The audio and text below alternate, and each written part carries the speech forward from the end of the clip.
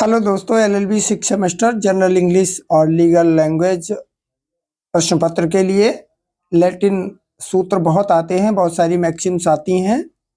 इसी क्रम में सीएलपी का 25 क्वेश्चन। निम्नलिखित लैटिन सूत्रों के अर्थ को बताइए। Give the meaning of the following Latin Maxim's. तो ये क्वेश्चन बहुत लंबा है, तो उत्तर भी बहुत लंबा ही होगा। देखते हैं, प्रश्न को पढ़ने की आवश्यकता नहीं है क्योंकि इन शब्दों की जितने भी मैक्सिम्स हैं इनकी व्याख्या निम्नवत है, नीचे है। देखिएगा, क्वेश्चन का आंसर इस प्रकार है। मेला प्रोहिबिटा। मेला प्रोहिबिटा मीन्स होता है, ये लैटिन सूत्र है, मैक्सिम है। इसका जो हिंदी अर्थ है वो विधि निषेध के कारण दोषपूर्ण होता है। इसका अर्थ है विधि निषेध के कारण दोषपूर्ण। इस सूक्ति पर प्रमुख वाद क्वीन बनाम हॉलसन 1881 238 क्यूबीडी 168 का है। इस प्रकार के अपराध विधि द्वारा निषिद्ध होते हैं, यानी माला प्रोहिबिटा का मतलब विधि द्वारा निषिद्ध या दोषपूर्ण निषिद्ध होते हैं, भले ही घृणित कृत्य ना हो, जैसे 7 वर्ष लापता रहने पर मत मान लेने की अवधारणा या द्विविवाह। नेक्स्ट मैक्सिम है माला इनसे। माला इनसे का मतलब होता है, ये भी लैटिन मैक्सिम है। इसका अर्थ है स्वतः दोषपूर्ण। इसका अर्थ जो अंग्रेजी में है वो देखिएगा, acts which are wrong in themselves are being opposed to morality and ethics होता है। आर बनाम प्रिंस 1875। LRCR 154 के बाद में न्यायालय ने कहा कि माला इनसे और माला प्रोहिबिटा दोनों अलग अलग हैं। माला इनसे स्वतः बुरे कृत्य होते हैं और माला प्रोहिबिटा विधि द्वारा निषेध होने के कारण बुरा कृत्य होता है। नेक्स्ट मैक्सिम है एब्सोल्यूट सेंटेंसिया एक्सपोजिटर नॉन इंडिजेंट।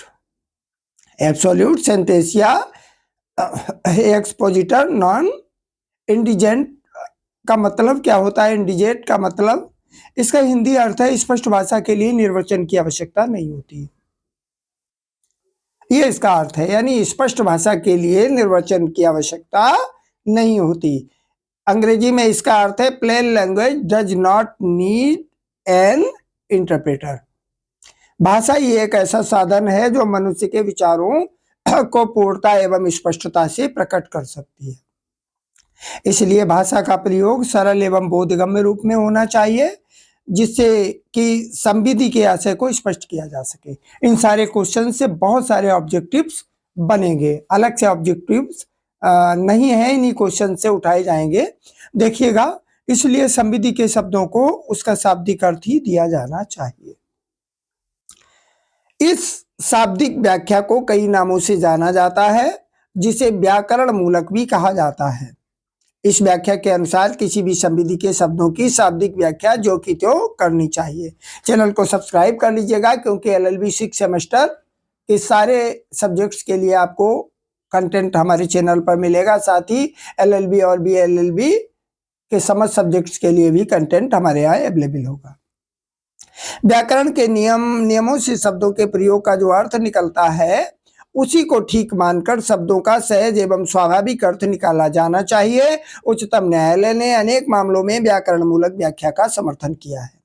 भदन लाल बनाम Changdeo sugar mills AIR 1962 AC 1543। Bombay port trust बनाम trustees AIR 1962 AC 481। Next maxim है काउजा प्रोक्सिमा नॉन रिमोटा स्पेक्टर। ये भी एक लैटिन मैक्सिम है, काउजा प्रोक्सिमा नॉन रिमोटा स्पेक्टर। इसका जो हिंदी अर्थ है, निकट हेतुक पर ध्यान दिया जाता है, दूर हेतुक पर नहीं। ये देखिएगा, इसका काउजा प्रोक्सिमा नॉन रिमोटा स्पेक्टर का मतलब निकट हेतुक पर ध्यान दिया जाता है, दूर के हेतुक पर नहीं। जब कभी भी कोई घटना घटित होती है या कोई अपकृत्य या अपराध होता है, तब उस घटना के निकट हेतु के आधार पर ही ध्यान केंद्रित किया जाता है, ना कि दूर के हेतु पर।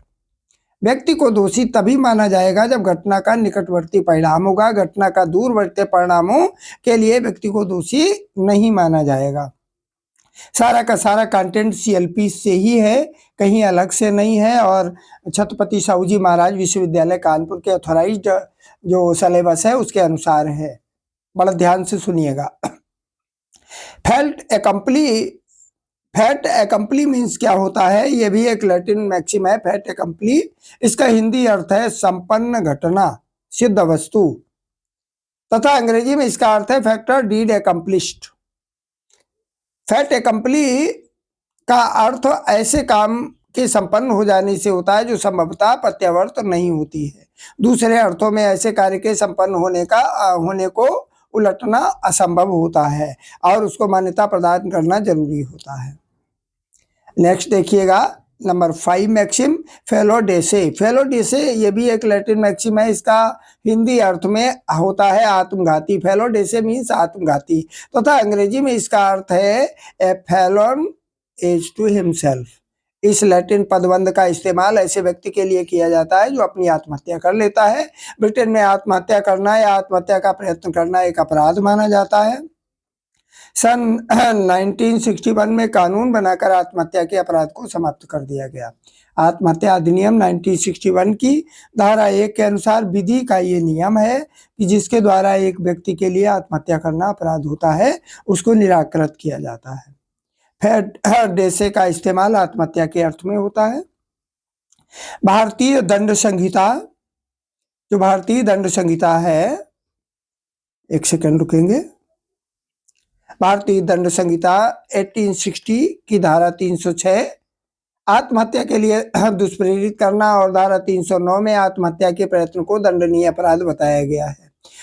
पी रथिराम बनाम भारत संघ AIR 1993 SCC 394 के बाद में जीने के अधिकार में मरने के अधिकार को भी शामिल करते हुए सर्वोच्च न्यायालय ने धारा 309 को असंवैधानिक घोषित किया था, किंतु ज्ञान कौर बनाम पंजाब राज्य AIR 1962 SCC 468 में संविधान पीठ ने इसको वैधानिक घोषित करते हुए कहा कि जीने के अधिकार में अलग कोई अधिकार है तो अंतिम समय तक गरिमा के साथ जीने का अधिकार है, ना कि मरने का अधिकार। नेक्स्ट 6 नंबर देखिएगा, लिटेरा लेजिस और लिटेरा स्क्रिप्टा। इसका मतलब है शाब्दिक व्याख्या के संदर्भ में लिटेरा लेजिस एवं लिटेरा स्क्रिप्टा का महत्वपूर्ण स्थान है। लिटेरा लेजिस एवं लिटेरा स्क्रिप्टा का अर्थ है लिपिबद्ध किए गए वैध शब्द ही विधि के परिचायक होते हैं। इससे स्पष्ट है कि लिपिबद्ध विधि में परिवर्तन करना न्यायालय के एकाधिकार क्षेत्र में नहीं है। न्यायाधीश अपनी इच्छा से इन शब्दों की व्याख्या नहीं कर सकता। लिटेरा लेजिस में विधि के शब्दों का सम्मान महत्वपूर्ण एवं सुरक्षित माना गया है। जमुना प्रसाद बनाम स्टेट 1959 ALJR 620 के मामले में ये कहा गया कि विधि की ठोस शब्दावली को ही उत्तम माना जाता है जिससे एक ही अर्थ का अनुमान लगाया जा सकता है। अतः उपरोक्त आधारों पर यह कहा जा सकता है कि संविधियों की व्याख्या करते समय उसमें प्रयुक्त भाषा का शाब्दिक अर्थ लगाया जाना चाहिए, अन्यथा अर्थ लगाने का अधिकार न्यायालय को प्राप्त नहीं है। यही लिटेरा लेजिस अथवा लिटेरा स्क्रिप्टा का सिद्धांत है। 6 सेमेस्टर इंग्लिश लैंग्वेज और जनरल इंग्लिश के लिए बहुत सारा कंटेंट हमारे वीडियोज में है। आप चैनल को सब्सक्राइब कर वीडियोज देख सकते हैं। नेक्स्ट देखिएगा, ultra vires. Ultra vires means होता है, ये एक लैटिन मैक्सिम है, ये भी अल्ट्रा वायरस। ये अल्ट्रा वायरसेस से मिलकर बना है। अल्ट्रा का तात्पर्य निर्धारित सीमा के बाहर और वायरसेस का तात्पर्य शक्ति या प्राधिकारिता है। इस तरह अल्ट्रा वायरस का तात्पर्य अनाधिकृत या किसी की शक्ति से परे होने से है। डॉक्टर रश्मि श्रीवास्तव बनाम विक्रम विश्वविद्यालय 1995 3 SCC 653 में उच्चतम न्यायालय ने निर्णय दिया कि यदि विश्वविद्यालय अधिनियम के प्रावधानों से असंगत कोई परिनियमावली, अध्यादेश या स्कीम विरचित करता है तो अधिकारातीत होंगे और इसलिए अवैधानिक घोषित किए जाएंगे। हसम अब्बास सैयाद बनाम उस्मान अब्बास सैयाद 2007 2 सुप्रीम कोर्ट के 355 के मामले में उच्चतम न्यायालय ने स्पष्ट किया कि यदि आदेश पारित करने वाले के पास अधिकारिता की अंतर्निहित कमी है तो आदेश अधिकारातीत होने के साथ शून्य होगा। यूनियन ऑफ इंडिया बनाम CEMES association 2008 a supreme court के 354 में उच्चतम न्यायालय ने कहा कि प्रशासनिक आदेश सांविधिक नियमों के अनुकूल होने चाहिए, अन्यथा अधिकारातीत होने के कारण शून्य हो जाएंगे। HB जनार्दन रेड्डी बनाम विजया बैंक 2008 सुप्रीम कोर्ट के 738 में उच्चतम न्यायालय ने स्पष्ट शब्दों में कहा कि बिना क्षेत्राधिकार पारित आदेश न तो अधिकार उत्पन्न करता है और न ही दायित्व। नेक्स्ट देखिएगा, और भी बहुत सारी मैक्सिम्स हैं इस वीडियो में और सारी की सारी महत्वपूर्ण है।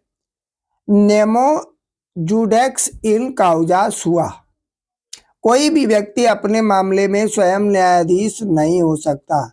बड़ा महत्वपूर्ण मैक्सिम है। नेमो जुडेक्स इन काउजा मतलब कोई भी व्यक्ति अपने मामले में स्वयं न्यायाधीश नहीं हो सकता। यह सूत्र नैसर्गिक न्याय पर आधारित एक आवश्यक नियम है कि न्यायाधीश निष्पक्ष तथा तटस्थ होना चाहिए। यदि किसी विवाद में न्यायाधीश का अपना स्वयं का निस्वार्थ या हित निहित है तो उसकी न्यायिक कार्यवाही दूषित मानी जाएगी, क्योंकि कोई भी न्यायाधीश अपने स्वार्थ को छोड़कर एक निष्पक्ष निर्णय नहीं दे सकता, क्योंकि स्वभावतः मनुष्य स्वार्थी होता है और उसके इस स्वभाव का उसके निर्णय पर पूरा प्रभाव पड़ता है। अतः न्याय का यह सुस्थापित सिद्धांत है कि कोई भी न्यायाधीश अपने ही बात का निर्णायक स्वयं नहीं हो सकता। यदि वह निर्णायक होता है तो उसका निर्णय ऋजुता एवं पारदर्शिता की दृष्टि से सही नहीं माना जाएगा। सिर्फ न्याय करना आवश्यक नहीं है, न्याय दिखना भी चाहिए। नेक्स्ट देखिएगा, बड़ा महत्वपूर्ण मैक्सिम, इंजोरे नॉन रिमोटा काउजा सेट प्रोक्सिमा स्पेक्टर, निकट हेतुक पर ध्यान दिया जाता है, दूर हेतुक पर नहीं। इंजोरे नॉन रिमोटा काउजा सेट प्रोक्सिमा स्पेक्टर मतलब निकट हेतुक पर ध्यान दिया जाता है, दूर हेतुक पर नहीं। इसका अर्थ है कि विधि में निकट के कारणों पर ध्यान दिया जाता है, दूर के कारणों पर नहीं। अर्थात वादी को हुई क्षति प्रतिवादी की उपेक्षा का प्रत्यक्ष परिणाम होना चाहिए। यदि अविकथित हानि में कोई व्यक्ति स्वयं अपनी ही उपेक्षा द्वारा योगदान करता है तो वह स्वयं की हुई क्षति के लिए प्रतिवादी के विरुद्ध कार्यवाही नहीं कर सकता है। उपेक्षा के मामले में वादी किसी कर्तव्य का उल्लंघन नहीं करता है, वरन उसकी ओर से उचित सावधानी बरतने का अभाव होता है। इसमें वादी एवं प्रतिवादी दोनों की उपेक्षा से क्षति होती है। यह हो सकता है कि किसी का दोष कुछ कम हो या किसी का कुछ अधिक। यह दिखाना प्रतिवादी के लिए एक अच्छा प्रतिवाद होता है कि दुर्घटना उसकी उपेक्षा के बावजूद बचाई जा सकती थी यदि वादी ने उचित सावधानी बरती होती। यह सूत्र योगदायी उपेक्षा के सिद्धांत पर आधारित है। यह सूत्र क्षति की दूरवर्तीता के सिद्धांत के अंतर्गत भी अपकथ्य विधि में उपयोगी है। स्कॉट बनाम शेफर्ड 16 WB के बाद में प्रतिवादी ने भीड़ भरे बाजार में एक जलती हुई जो छुरछुरी है उसको फेंक दिया। वह आ के दुकान में आकर गिरी। आ ने अपनी दुकान को बचाने के लिए उसे आग में फेंक दिया जो एक दूसरे दुकान पर गिरी, और दूसरी दुकान के स्वामी ने भी उसे उठाकर फेंक दिया। अंत में छुरछुरी वादी जो बाजार में जा रहा था उसके मुंह पर गिरी और दग गई, जिससे वादी की आंख फूट गई। वादी ने प्रतिवादी के ऊपर आक्रमण का वाद स्थापित किया। न्यायालय ने प्रतिवादी को दायी इसलिए ठहराया कि वादी को हुई क्षति प्रतिवादी के कृत्य का स्वाभाविक परिणाम थी। यद्यपि कृत्य और क्षति में दो व्यक्तियों के हस्तक्षेप के कारण दूरी थी। कोई क्षति दूर बढ़ती है या नहीं, इस संबंध में भी दो सिद्धांत हैं। कौन कौन से देखिएगा बड़े ध्यान से। युक्त पूर्वानुमान की कसौटी, जब तक हम पढ़ेंगे नहीं समझेंगे नहीं, केवल कुछ MCQs देखने से बहुत ज़्यादा फायदा नहीं होने वाला, क्योंकि आगे अभ्यास भी करना है तो हमें जानकारी भी होनी चाहिए। प्रत्यक्ष परिणाम की कसौटी, रिपोमलिस के बाद में न्यायालय ने पूर्वानुमान की कसौटी को अस्वीकृत कर दिया और प्रत्यक्ष परिणाम के परीक्षण की कसौटी को प्रतिपादित किया, जिसके अनुसार प्रतिवादी अपने अपकृत्य पूर्ण कृत्य से उत्पन्न सभी क्षतियों के लिए दायी होगा जो उसके कृत्य के प्रत्यक्ष परिणाम हैं, चाहे उनके विषय में पूर्वानुमान कर सकता था या नहीं, क्योंकि किसी कृत्य से सीधे उत्पन्न सीधे प्रत्यक्ष परिणाम दूरवर्ती क्षति नहीं होती है। संक्षेप में, यदि प्रतिवादी ने कोई अनुचित या अवैध कार्य किया है तो उससे उत्पन्न सभी प्रत्यक्ष परिणामों के लिए दायी ठहराया जा सकता है। वीडियो बहुत लंबा हो गया है। इस वीडियो का नेक्स्ट बचा हुआ भाग आपको अगले वीडियो में मिलेगा। चैनल सब्सक्राइब कर लीजिएगा। वीडियो पूरा सुनने के लिए बहुत बहुत धन्यवाद। जय हिंद।